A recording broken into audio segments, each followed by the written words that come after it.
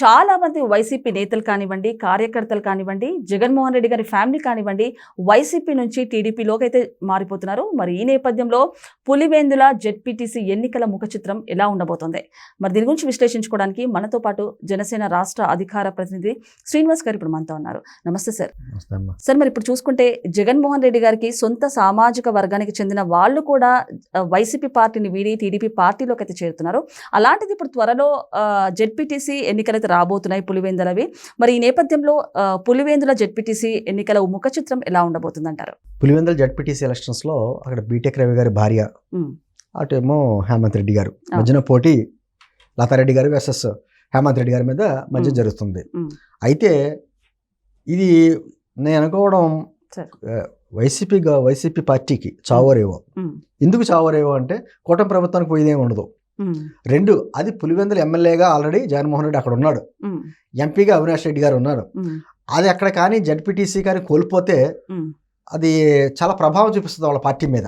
అంటే జగన్మోహన్ రెడ్డి గారి సొంత నియోజకవర్గంలో ఒక జెడ్పీటీసీని కూడా గెలిపించుకోలేని వ్యక్తి రేపు పొద్దున రాష్ట్రంలో మళ్ళీ అధికారంలోకి వచ్చేస్తాం, మళ్ళీ అధికారంలోకి వస్తాం ఎలా చెప్పగలడు అనేటువంటిది అంటే కానీ చావరేవోగా తీసుకున్నారు అక్కడ. అయితే మరి పులివెందుల ప్రజలు కూడా ఆలోచిస్తారు కదా, ఇన్ని సంవత్సరాలుగా వైఎస్ కుటుంబానికి ఏ విధంగా అండగా నిలబడ్డాం, దానివల్ల మా నియోజకవర్గ ప్రజలు ఏ విధంగా అభివృద్ధి చెందారో లేకపోతే ఎందుకు పరిస్థితులు ఎలా ఉన్నాయి అన్నది వాళ్ళు కూడా డిస్కస్ చేసుకున్నప్పుడు. సార్, ఇంకొకటి పులివెందుల వైఎస్ఆర్ కుటుంబానికి కంచుకోట అని చెప్పొచ్చు. అలాంటిది సొంత సామాజిక వర్గానికి చెందిన వాళ్ళు కూడా టీడీపీలోకి జాయిన్ అయిపోతున్నారు. ఏ విధంగా అంటే రెండు ఒకే సామాజిక వర్గం వాళ్ళు చెప్పాలంటే అటు వెళ్ళినా ఇటు వెళ్ళినా ఒకటే అంటానమ్మా. వాళ్ళకి ఎదురుకుండా అవినాష్ రెడ్డి వస్తున్నాడు. అవినాష్ రెడ్డి చూసిన వెంటనే ఎవరు గుర్తుకొస్తాడు? వివేకానంద రెడ్డి గుర్తుకొస్తాడు. ఆయనకి సంబంధించినటువంటి అక్కడ ఆ హత్యకి సంబంధించిన వ్యక్తులందరూ అక్కడ తిరుగుతున్నారు. వాళ్ళందరూ చూసినప్పుడు వివేకానంద రెడ్డి గారు గుర్తుకొస్తాడు. వివేకానంద రెడ్డి గారు అక్కడ పులివెందులలో ఒక అజాత శత్రువు, ఎవరితోటి శత్రుత్వం లేనటువంటి మంచి మనిషి. అటువంటి మనిషిని ఏ విధంగా హత్య చేశారనేది పులివెందుల ప్రజలు ప్రశ్నించుకుంటారు కదా. పైకి మాట్లాడలేకపోవచ్చు, భయాందోళనలు ఉంటాయి కాబట్టి అక్కడ భయపెట్టే రాజ్యం వెళ్తున్నారు కాబట్టి వైఎస్ కుటుంబం ఇన్నాళ్ళలో పైకి మాట్లాడకపోవచ్చు. సమయం వచ్చినప్పుడు ఓటు ద్వారా చూపిస్తారు. మన ఎలక్షన్స్ ఎలా చూపించారు అలాగే పరిస్థితి. ఈ రోజున బీటెక్ రవి గారు అతనికి ఎటువంటి పదవులు రాకపోయినా ఈ వైఎస్ కుటుంబాన్ని ఎదుర్కొని అలాగే ప్రజలకు అండగా నిలబడ్డాడు. ఆయన అది అంత ధీటుగా నిలబడ్డాడు. మామూలుగా వైఎస్ కుటుంబానికి ఎదురుగా నిలబడాలంటే చాలా కష్టం. అక్కడ అన్ని రకాలుగా భయాలు ఉంటాయి. అటువంటి నిలబడ్డాడు బీటెక్ రవి గారు. ఇప్పుడు ఆయన భార్య కదా పోటీ చేస్తుంది. ఖచ్చితంగా నేను అనుకోవడం ఆల్రెడీ డిక్లేర్ విజయం లతారెడ్డి గారిని డిక్లేర్ అయిపోయింది. ఈ ఎలక్షన్స్ అన్న ఏదో సహజంగా జరగాలి కాబట్టి జరుగుతుంది తప్ప అంతకుమించి ఏం కాదు, ఫార్మాలిటీ. ఎందుకంటే అటు ప్రజలకు అర్థం చూస్తూ ఉంటారు కదండి. వైఎస్ వివేకానంద రెడ్డి గారు కనపడతా ఉంటాడు వాళ్ళకి. తర్వాత ఇంకా గత 5 సంవత్సరాలు ఏం చేశాడమ్మా పులివెందులకి? బస్టాండ్ కట్టాడు కనీసం జగన్మోహన్ రెడ్డి. సొంత నియోజకవర్గంలో బస్టాండ్ నిర్మాణం చేయాల. పైగా మీకు గుర్తుందో లేదో, పులివెందుల్లో ఫిష్ మార్ట్ అని ఒకటి పెట్టాడు అప్పట్లో. పెట్టి దాని ఓపెనింగ్ లో ఏం మాట్లాడాడు తెలుసా మీకు? అసలు పులివెందుల ప్రజలు ఊహించారా ఈ చేపలో రొయ్యలు ఇక్కడ అమ్ముతారని, దొరుకుతాయని? అంటే పులివెందుల ప్రజలు ఎప్పుడు చేపలో రొయ్యలు తినలేదు. జగన్మోహన్ రెడ్డి గారు వచ్చిన తర్వాత ఫిష్ మార్ట్ పెట్టిన తర్వాత వాళ్ళు తినడం మొదలు పెట్టారు. ఆ విధంగా మాట్లాడిన వ్యక్తి అంటే స్క్రిప్ట్ లో అదే ఉంది అనుకుంటా. అదే ఉంది పాపం. చేపలో రొయ్యలు కూడా తినలేనట్టు వ్యక్తులు ఇతను స్వయంగా పాపం అందిస్తున్నాడు పులివెందుల ప్రజలకే. అతిపెద్ద పరిశ్రమ పులివెందులకి తీసుకొచ్చిన పరిశ్రమ ఏంటంటే ఆ ఫిష్ మార్ట్.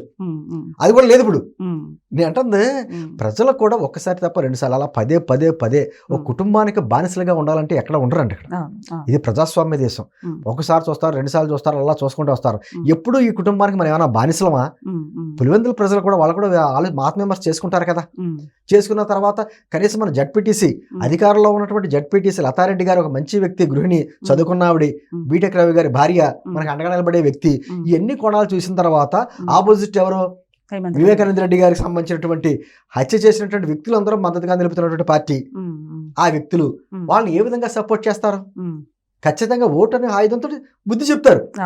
అంటే ఖచ్చితంగా ఆల్రెడీ డిక్లేర్ జరుగుతున్న ఎలక్షన్స్ ఫార్మాలిటీగా జరుగుతున్నాయి. ఎందుకంటే ఈ ఎన్నిక ప్రభావం మొత్తం పడుతుంది కాబట్టి వైఎస్ఆర్ కాంగ్రెస్ పార్టీ వాళ్ళు ఎన్ని రిస్క్లు చేయగలరు, చేస్తారు. ఎంత రిస్క్లు చేస్తారో లేకపోతే నా అనుకోవడం సాధ్యమైనంత వరకు బ్యాన్ చేస్తారనుకున్నాను నేను. కూటమి ప్రభుత్వం ఆమె దాడి చేస్తుంది, అన్యాయాలు చేస్తుంది, అక్రమాలు చేస్తుంది, ఈ ఎన్నికల్లో గెలవడానికి ఏదో చేస్తుంది అని ఏదో ఒక అపాదులు పెట్టి ఎన్నిక నుంచి తప్పుకుంటారేమో కూడా అనుకుంటున్నాను నేను. లేదనుకుంటే తప్పని పరిస్థితుల్లో పోటీ చేసి పోటీలు నిలబడ్డా కూడా వాళ్ళు ఇష్ట ప్రయత్నం చేస్తారు. ఏదో రకంగా ఎన్నికలు ఆగిపోవడానికి, అక్కడ గొడవలు అల్లర్లు సృష్టించడానికి రకరకాలైనటువంటి ప్రయత్నాలు చేస్తారు. వాళ్ళకు ఉన్నది అదే. అండ్ ఇంకొకటి సార్, పులివెందులకి జగన్మోహన్ రెడ్డి గారు చాలా ఆప్తుడని చెప్పొచ్చు. అలాంటిది పులివెందుల ప్రజలు కూడా జగన్మోహన్ రెడ్డి గారు ఎప్పుడెప్పుడు అరెస్ట్ అవుతారంటూ కూడా వెయిట్ చేస్తున్నటువంటి పరిస్థితి ఏర్పడింది. చూస్తారు కదమ్మా, నేను అంటుంది పులివెందుల అంటే ఈ వయసు కుటుంబం వలన అద్భుతమైనటువంటి చరిత్ర ఉన్నటువంటి ఊర్లు ఈ కడప జిల్లాలో. అటువంటి ఊర్లన్నీ కూడా ఈ వయసు కుటుంబం వలన ఏమైపోయినాయంటే ఒక ఫ్యాక్షనిజం, పులివెందుల రాజకీయాలు ఎక్కడ చేయకండి అని మాట వచ్చేస్తుంది. చూసారా ఎందుకంటున్నారు? పులివెందులు అటువంటి రాజకీయాలు చేశారు వాళ్ళు. అది ఒక మచ్చగా మిగిలిపోయింది వాళ్ళకి. పులివెందులు అంటే అద్భుతమైన చరిత్ర ఉన్నటువంటి ఊరది. అటువంటిదల్లా ఈ వీళ్ళ ఫ్యాక్షనిజం కూడా వలన వీళ్ళు చేసినటువంటి పనికిమాల రాజకీయాల వలన ప్రజలందరూ అక్కడ మచ్చపడుతున్నారు కదా. ఎన్నాళ్ళు చూస్తారు అలాగా? ఒక అవకాశం వచ్చింది, అద్భుతమైన అవకాశం పులివెందుల ప్రజలకు వచ్చింది కాబట్టి ఓటు ద్వారా ఖచ్చితంగా ఏ విధంగా బుద్ధి చెప్పాలో బుద్ధి చెప్తారు. వాళ్ళకి కావాల్సిన అభివృద్ధి కోరుకుంటున్నారు. పులివెందులకు కనీసం బస్ స్టాండ్ కట్టలేనటువంటి వ్యక్తులు రాష్ట్రానికి ముఖ్యమంత్రి అయ్యాడు, ఎమ్మెల్యే చేసాడు, ఎంపీ చేసాడు, వాళ్ళ కుటుంబాన్ని అంతా నిలబెట్టారు. ఒక్క బస్ స్టాండ్ కట్టలేకపోయాడు. నేను ఎంత చెప్పినట్టు ఫిష్ మార్కెట్ పరిశ్రమ కూడా పెట్టాడు, అది కూడా అద్భుతమైనట్టుగా చెప్తున్నాడు. నేను అంటే అటువంటి వ్యక్తుల్ని ఇంకెన్నాళ్ళు పులివెందుల ప్రజలు వచ్చేస్తారు? పులివెందుల ప్రజలని కాదు, కడప జిల్లా ప్రజలు చాలా మంది కూడా భయంతోటో రకరకాలైనటువంటి ప్రభావాలు చూపించో, ఒక కులం మతం రకరకాల ప్రభావాలు చూపిస్తాయి కదా, వాటిని చూసి ఎన్నాళ్ళు కుటుంబాన్ని ఆదుకుంటా వచ్చారు. ఇంకా ప్రజలు చూస్తా ఊరుకోరు. ఎందుకంటే మా భవిష్యత్తు ఏంటి, మా బిడ్డల భవిష్యత్తు ఏంటి అని ఆలోచించినప్పుడు ఖచ్చితంగా వైఎస్ఆర్ కుటుంబానికి అండగా ఉంటారు ఎవరు. అని ఇంకొకటి సార్, అంటే వీళ్ళందరినీ కూడా అక్రమ అరెస్టులు చేస్తున్నారు, అక్రమంగా అందరినీ అరెస్ట్ చేసుకుంటూ వెళ్తున్నారు. సో వీళ్ళందరికీ కూడా ఒక యాప్ క్రియేట్ చేసి ఆ డేటా కలెక్ట్ చేసిన తాట తీస్తామని, అలాగే లీగల్ సెల్ కూడా క్రియేట్ చేస్తామంటూ కూడా మన జగన్మోహన్ రెడ్డి గారు ప్రెస్ మీట్ లో చెప్పారు.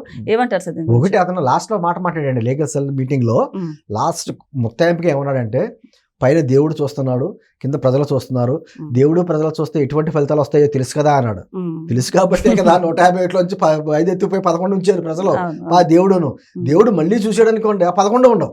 కలియుగం అంటే ఎలా ఉంటుందో ఈయన పరిపాలించిన రాజ్యం అంతా 2 రాజుల స్వర్ణయుగం లాగా ఈయన ఇప్పుడేమో కలియుగం అని మాట్లాడుతున్నారు. మాటలు అంటే ఆ స్క్రిప్ట్ రైటర్ ఎవరో పాపం ఇతని మీద కష్ట కట్టినట్టున్నాడు. రాసిందే డేట్ మారుస్తా అదే స్క్రిప్ట్ ఇస్తున్నాడు, అదే స్క్రిప్ట్ చదువుతున్నాడు ఈయన. పాపం నేను అంటుంది ఒకటి, ప్రజలు అర్థం చేసుకుంటారు ఏది అక్రమాలు, ఏది దౌర్జన్యాలు, ఎటువంటి పరిస్థితుల్లో మనం ఉన్నాం, గతంలో ఉన్నాం, ఇప్పుడు ఎటువంటి పరిస్థితులు ఏర్పడ్డాయి. వైఎస్ఆర్ కాంగ్రెస్ పార్టీ సంబంధించిన నాయకులే కదండి. గతంలో మీరు ఇచ్చారు తల్లికి 100 అమ్మఒడిని పేరు పెట్టి, ఇంట్లో ఎంతమంది బిడ్డలు అంటే అంతమందికి ఇస్తున్నారు, ఒకరికి ఇచ్చారు. ఈ రోజున మాకు ఎంతమంది ఉన్నా అంతమంది బిడ్డలకి పడుతున్నాయి కదా, మేమేం సంబంధం చెప్పాలి, మీ వెనకాల ఎందుకు అండగా నిలబడాలి? వస్తుంది అన్నదాత సుఖీభావ డబ్బులు పడ్డాయి. రేపు పొద్దున 15వ తారీఖు నుంచి మహిళలందరికీ ఫ్రీ బస్ వస్తుంది, 3 సిలిండర్లు వస్తున్నాయి, ఫీజు నెంబర్స్ పెడుతుంది, ఆరోగ్యశ్రీ పథకాలకు నిధులు వస్తున్నాయి, రైతులకి ఇమీడియట్ గా 24 hours డబ్బులు పడుతున్నాయి. ఇంకేం కావాలి ప్రజలకి? పరిశ్రమలు వస్తున్నాయి, ఉపాధి అవకాశాలు వస్తున్నాయి. ఆడి దగ్గర వీళ్ళ దగ్గర బానిసలుగా మా బిడ్డలు బతకక్కర్లేదు గతంలో లాగా. ఉపాధి అవకాశాల గురించి పక్కన ఉన్నటువంటి బెంగళూరుకో లేకపోతే చెన్నైకో హైదరాబాద్కో పారిపోవాల్సిన అవసరం లేదు. ఇక్కడే ఉండి మౌలిక సదుపాయాలను ఏర్పడుతుంది, ఇక్కడే ఉంటారు, మాతో కలిసి ఉంటారని తల్లిదండ్రులు కోరుకుంటున్నారు. అటువంటి సమాజాన్ని ఎందుకు వద్దనుకుంటారండి? ఏం చూసేస్తారు వైఎస్ఆర్ కాంగ్రెస్ పార్టీ వాళ్ళకి? ఎన్ని అంశాలు చూసిన తర్వాత నాకు తెలిసిన అంశం, ఆమె విజయం ఖాయం. ఇంకేంటంటే సాధారణంగా ఫార్మాలిటీగా జరిగే ఎలక్షన్స్, ఆ కౌంటింగ్ అనేది జరుగుద్ది. అప్పటికి వరకు కూడా అప్రమత్తంగా ఉండాలి. ఎందుకంటే ఏదైనా చేయగలరు వీళ్ళు. ఎందుకంటే చూశారు కదా, గొడ్ల పోటుని గుండెల పోటుగా మార్చడానికి ప్రయత్నం చేసిన వ్యక్తులు ఏదైనా చేయగలరు. కాబట్టి అప్రమత్తంగా పులివెందుల ప్రజలు ఉండాలి, అక్కడ నాయకులు ఉండాలి. విజయం మాత్రం ఖాయం. Okay sir, thank you.